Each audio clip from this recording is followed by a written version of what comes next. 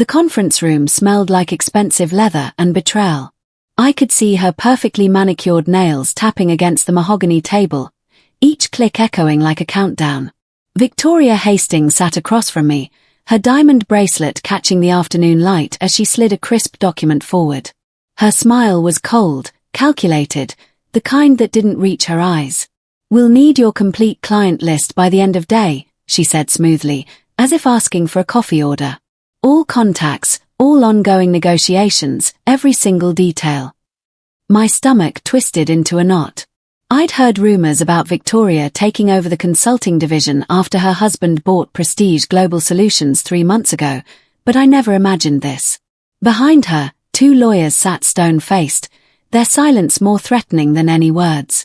She leaned back, crossing her arms. "Consider it a formality. Your contract allows for asset transfer during restructuring." I wanted to speak, to protest, but my throat felt tight. This was my life's work she was demanding. 7 years of relationship building, of late nights and early mornings, of trust earned one handshake at a time. And she wanted it handed over like office supplies.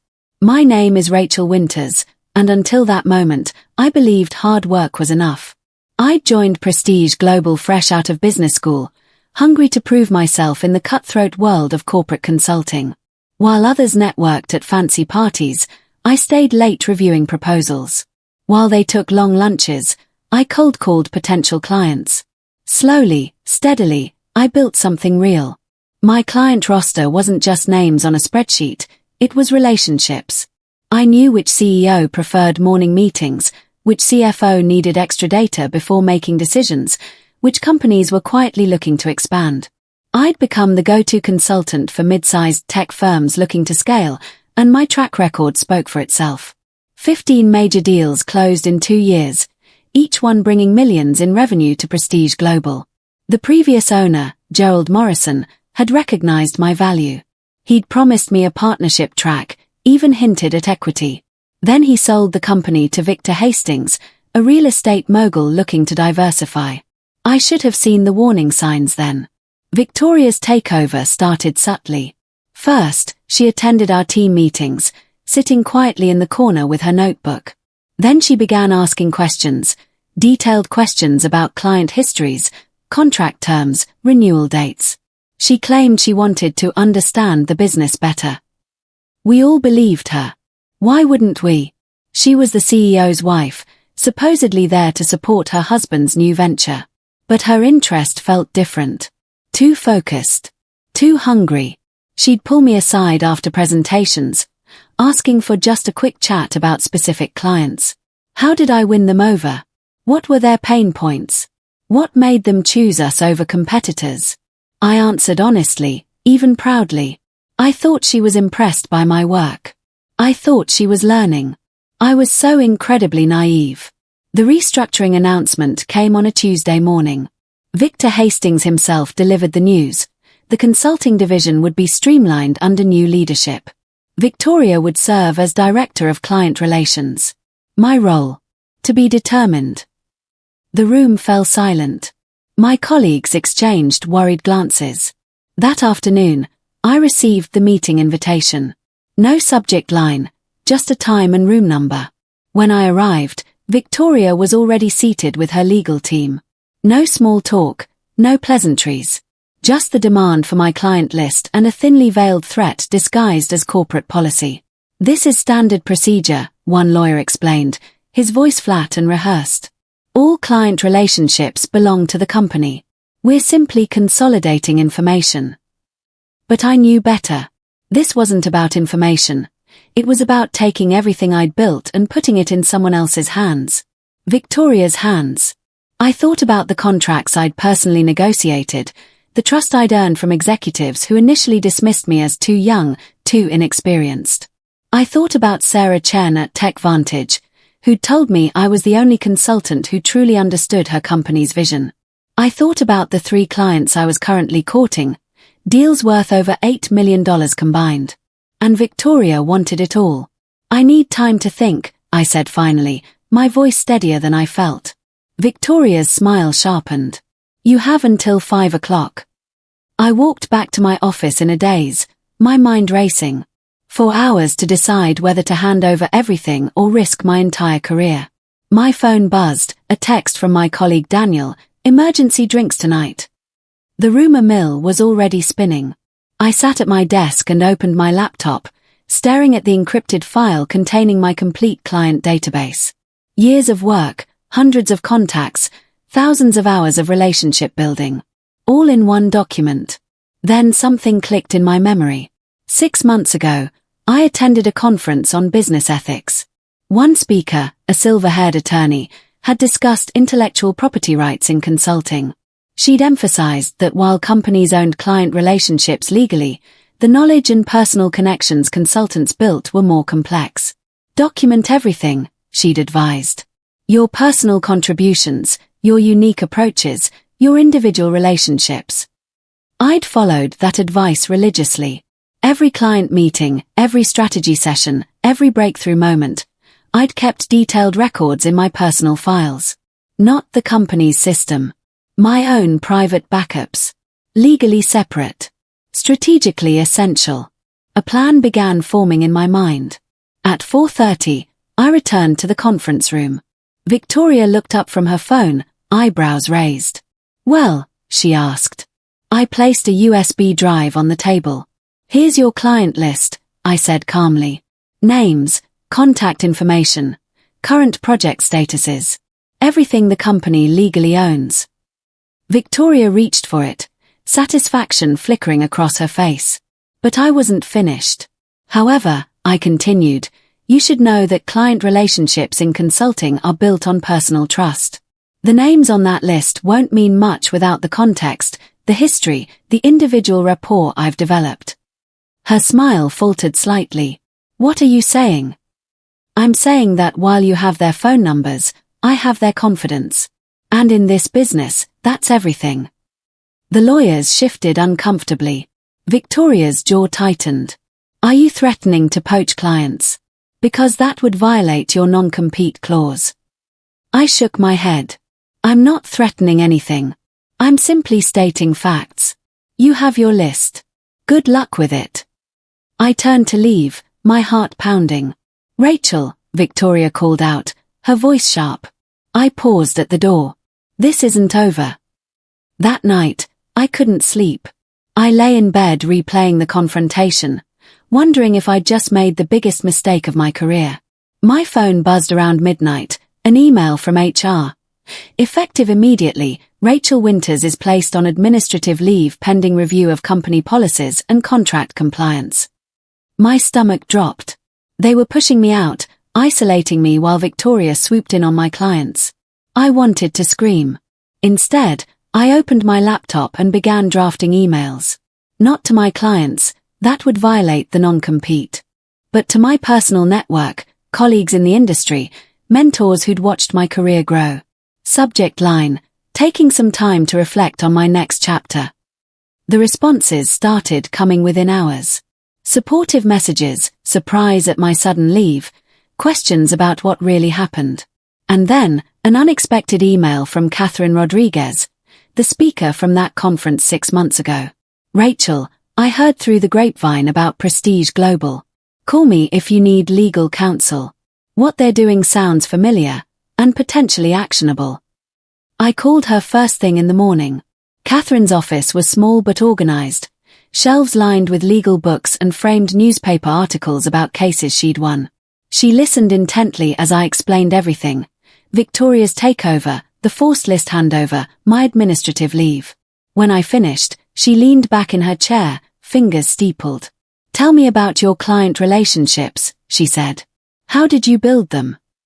I walked her through my process, the research I did on my own time, the industry articles I published under my own name, the speaking engagements I secured independently. I explained how I'd used my personal social media to share insights, how clients often reached out to me directly, not through Prestige Global's main channels. "And you documented all this?" Catherine asked. I nodded, pulling out my laptop. Every article, every social media post, every client interaction that happened outside official company channels. I kept records of everything. Catherine's eyes lit up. "Rachel, What you've built isn't just client relationships, it's your personal brand. And that's something they can't take from you. For the first time in days, I felt a spark of hope. Meanwhile, Victoria was making her moves. Through the grapevine, Daniel, who still worked at Prestige Global, I learned she'd started reaching out to my clients. Her approach was aggressive, claiming she was taking over Rachel's accounts and offering discounted rates to keep their business. But something wasn't working. Daniel forwarded me a screenshot of an email chain. One of my longtime clients, Patricia Ewan from North Star Industries, had responded coldly to Victoria's outreach. I appreciate the introduction, but I work with Rachel Winters, not Prestige Global. Until I hear from Rachel directly about any changes, I'll be putting our projects on hold. Others were responding similarly. They were polite but firm. They'd chosen me, not just my company. Victoria was discovering what I'd known all along. In consulting, personal relationships matter more than corporate letterhead. I smiled reading those messages, but my satisfaction was tinged with concern. These clients were now caught in the middle, and I couldn't contact them directly without violating my non-compete. I was trapped in a frustrating limbo, watching Victoria struggle with my accounts but unable to do anything about it. 2 weeks into my administrative leave, I received a certified letter.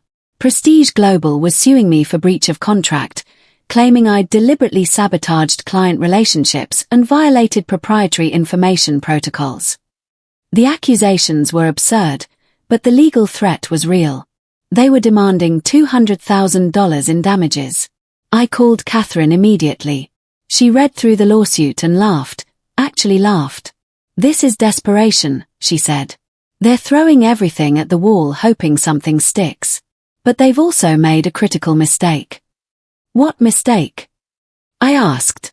"They've defined your client relationships as company property in their lawsuit, which means we can now subpoena all their records to prove exactly how those relationships were built and by whom." Catherine filed a countersuit within days, claiming wrongful termination, theft of personal intellectual property, and defamation. "We're going to prove that your personal brand and individual efforts created those client relationships," she explained.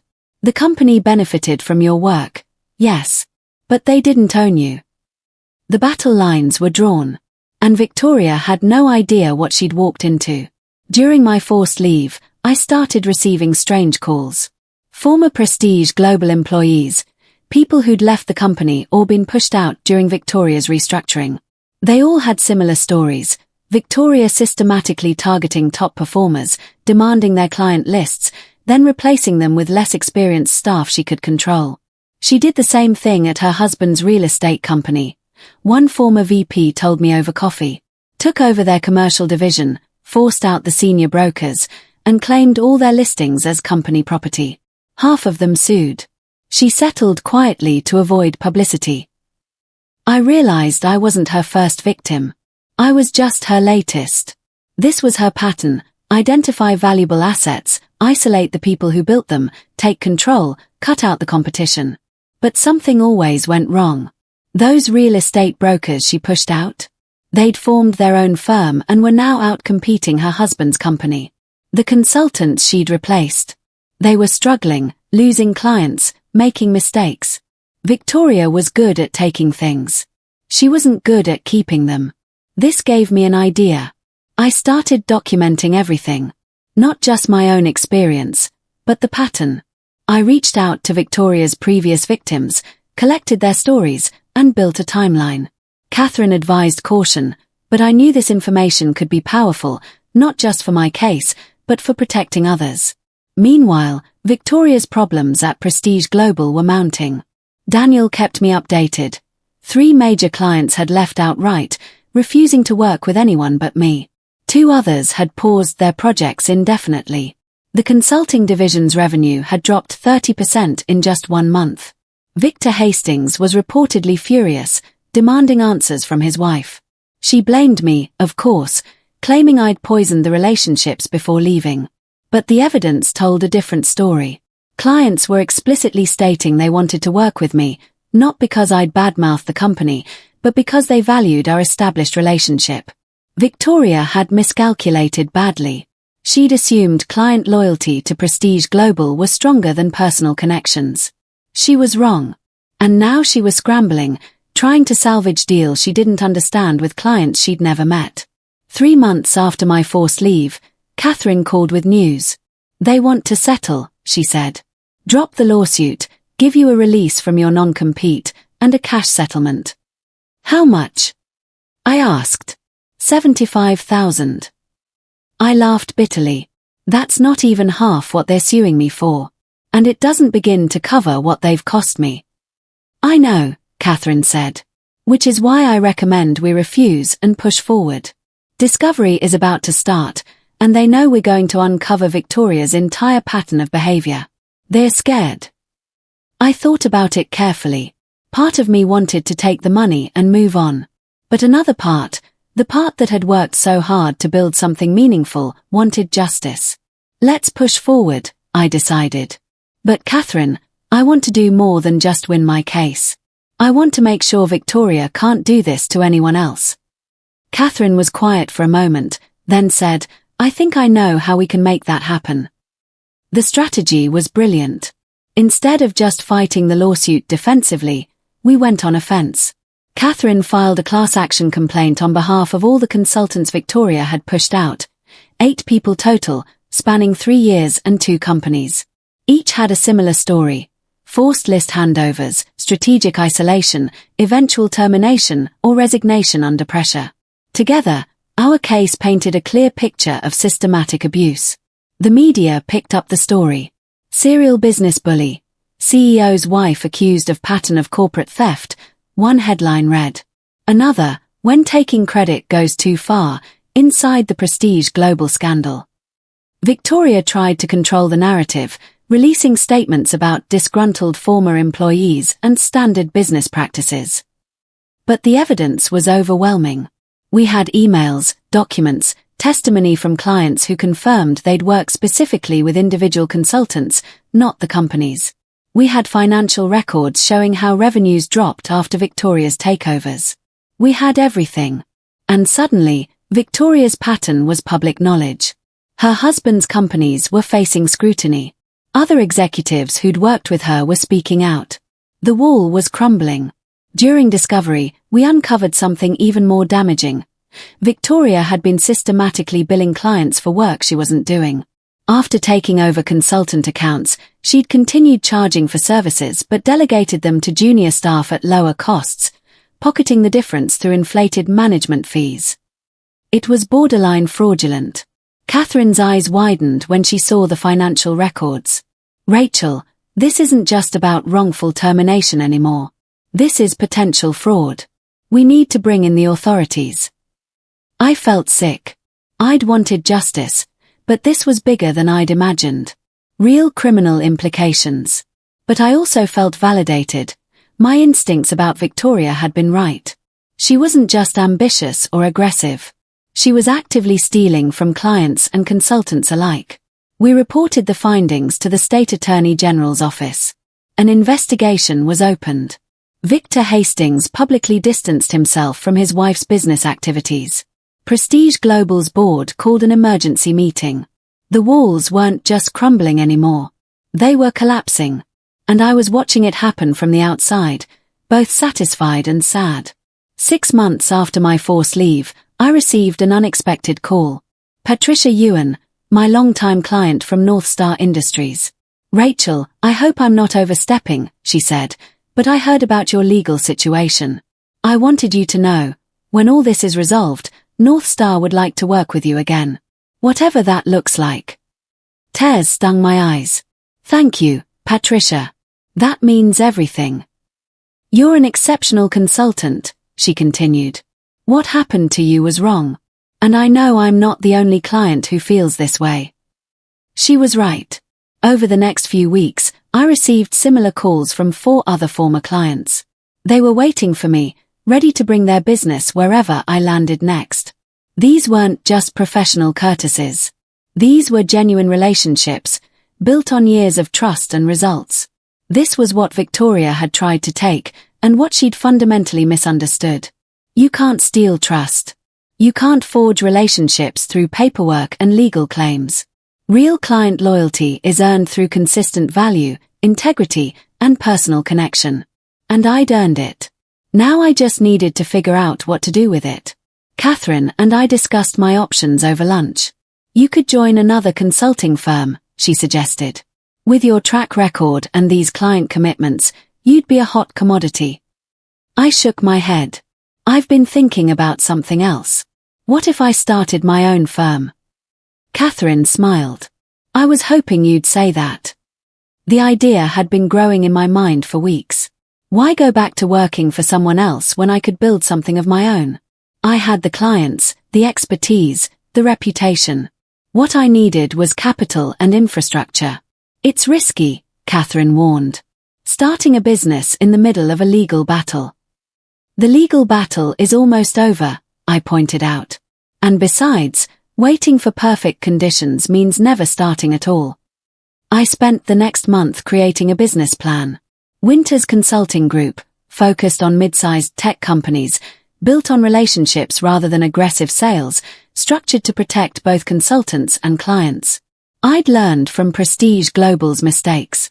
My firm would be different. Fair. Ethical. Sustainable. When I pitched the idea to my former clients, every single one committed to working with me. The settlement conference was tense. Victor Hastings attended personally this time, looking exhausted and angry. Victoria sat beside him, her earlier confidence replaced with tight-lipped anxiety.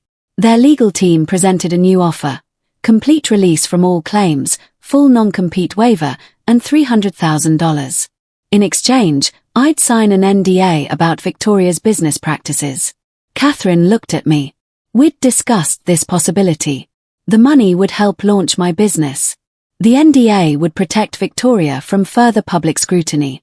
But it would also silence me, and potentially leave her free to victimize others. No, I said firmly. I don't want an NDA. Victor's lawyer frowned. Ms. Winters, that's the only way we can agree to this settlement amount. Then we go to trial, I said simply. But I'm willing to compromise. Keep your NDA. Reduce the settlement to $200,000. But I want something else in writing. Everyone leaned forward. I want Victoria permanently removed from any operational role at Prestige Global or any of your other companies. Victor. And I want a public commitment from your company to implement new consultant protection policies. The room erupted. Victoria's face flushed red. You can't dictate, but Victor held up his hand, silencing her. He looked tired, defeated. What kind of policies? He asked me directly. I'd prepared for this. Protection for consultants' personal brands, clear separation between company assets and individual relationship-building efforts, transparent billing practices, and an independent review board for any disputes between management and consultants. Catherine added, these policies would protect your company too, Victor. They'd prevent exactly the kind of situation we're in now. Victor was silent for a long moment, then turned to his wife. They had a whispered conversation, her gestures sharp and angry, his resigned and firm. Finally, Victor turned back to us. Done. $200,000, no NDA, Victoria removes herself from operational roles, and we implement your recommended policies company-wide. Victoria stood abruptly and left the room. But Victor stayed, and 30 minutes later, we had a signed agreement. I'd won. Not just a settlement, but real, meaningful change. Protection for the consultants who'd come after me. The news spread quickly through the industry. Prestige Global Settlement sets new standard for consultant rights, the headlines read. I received dozens of messages from other consultants, thanking me for standing firm, sharing their own stories of similar experiences at different companies. The victory felt surreal. Just 7 months ago, I'd been sitting in that conference room, watching Victoria demand my client list, feeling powerless and trapped. Now I was launching my own firm, with committed clients, industry support, and a legal precedent that protected others. But the sweetest moment came 2 weeks after the settlement, when I received an email from Sarah Chen at TechVantage, one of my first and most loyal clients. Rachel, I heard you're starting your own firm. TechVantage wants to be your anchor client. Not because we owe you anything, but because we've never worked with a better consultant. When can we start? I sat at my new office, a small space downtown, modest but mine, and felt tears of gratitude well up. This was real. I was really doing this. Winters Consulting Group officially launched on a rainy Monday morning in October. My team was small, myself, 2 associate consultants I'd carefully recruited, and a part-time office manager. We couldn't compete with Prestige Global's fancy offices or large staff, but we offered something they couldn't: authenticity, transparency, and genuine care for our clients' success. The first month was terrifying. Despite my committed clients, I worried constantly about cash flow, about making payroll, about whether I'd made a catastrophic mistake leaving the security of corporate employment. But slowly, steadily, things started working. TechVantage's project went beautifully. Patricia Ewan referred 2 other companies to us. Word spread that Winters Consulting Group delivered results without corporate bureaucracy or inflated fees. By month 3, we were profitable. By month 6, I was hiring 2 more consultants. The business was growing not through aggressive sales tactics or corporate takeovers, but through the same method I'd always used. Building real relationships, delivering consistent value, earning trust one client at a time. Everything Victoria had tried to steal was now the foundation of something better. I tried not to follow Victoria's story, but updates filtered through anyway. After her removal from operational roles, she attempted to launch her own consulting firm. It failed within 3 months. Clients wouldn't work with her, consultants wouldn't join her, and her reputation preceded every meeting. Victor divorced her quietly. The settlement apparently included significant financial penalties for her fraudulent billing practices. She moved to another state, trying to rebuild her career in commercial real estate. From what I heard, she was struggling. Part of me felt satisfaction. She'd tried to destroy my career and failed. She'd stolen from clients and consultants and faced consequences. Justice had been served. But another part of me felt something unexpected. Pity. Victoria had talent, ambition, drive. If she'd channeled those qualities differently, if she'd built relationships instead of taking them, created value instead of extracting it, she could have been successful. Instead, she'd chosen shortcuts. And shortcuts, I'd learned, always catch up with you eventually. I hoped she'd learn from this. But I wasn't holding my breath. 1 year after launching Winters Consulting Group, we hosted a small celebration. 15 clients, 20 industry colleagues, my legal team, and my small but dedicated staff. Catherine gave a toast to Rachel Winters, who proved that integrity isn't just good ethics, it's good business. Everyone cheered. I felt overwhelmed with gratitude. As the party wound down, Daniel, my old colleague from Prestige Global, pulled me aside. "You know what Victoria never understood," he said. "She thought your client list was an asset. But the real asset was always you." I smiled. The list was just names and numbers. The relationships were built on years of showing up, delivering results, caring about client success more than my own commission. Daniel nodded. Prestige Global finally figured that out. They've implemented all those consultant protection policies you demanded. They're trying to rebuild their culture. Good, I said sincerely. I never wanted to destroy the company. I just wanted fair treatment. You got more than that, Daniel pointed out. You built something better. He was right. Winters Consulting Group wasn't just my company. It was proof that there was a better way to do business. The second year brought unexpected opportunities. A major industry publication asked me to write about my experience. Building business on relationships, not theft, my article was titled. It went viral in consulting circles, sparking conversations about ethics, intellectual property, and the difference between corporate assets and personal brands. I was invited to speak at conferences, the same events where I'd once sat in the audience taking notes. Now I was on stage, sharing my story, encouraging other consultants to document their work and protect their contributions. Several companies reached out about implementing consultant protection policies similar to what I'd negotiated with Prestige Global. I worked with Catherine to develop template policies, which we offered freely to any company that wanted them. We weren't trying to profit from my experience. We were trying to change the industry. And slowly, it seemed to be working. The consulting world was having conversations about fairness, transparency, and respecting the people who actually built client relationships. My nightmare had become a catalyst for positive change. That felt like the truest victory of all. Today, Winter's Consulting Group has 12 full-time consultants and annual revenue exceeding $5 million.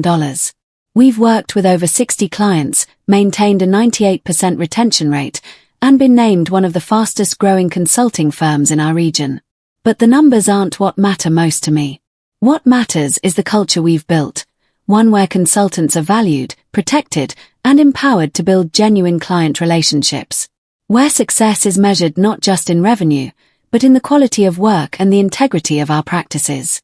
I still think about that conference room sometimes, about Victoria's cold smile as she demanded my client list. She thought she was taking everything from me. She had no idea she was actually giving me the push I needed to build something better. Every deal we close, every client relationship we nurture, every consultant we mentor, it all leads back to that moment when I had to choose between giving up everything I'd built or fighting for what I knew was right. I chose to fight. And in fighting, I discovered that the most valuable asset I had was never on any list. It was inside me all along, the ability to create value, build trust, and turn relationships into something that couldn't be taken away. Victoria never understood that. And that's why she lost everything while I built everything. My client list was just paper. My client's trust was unbreakable.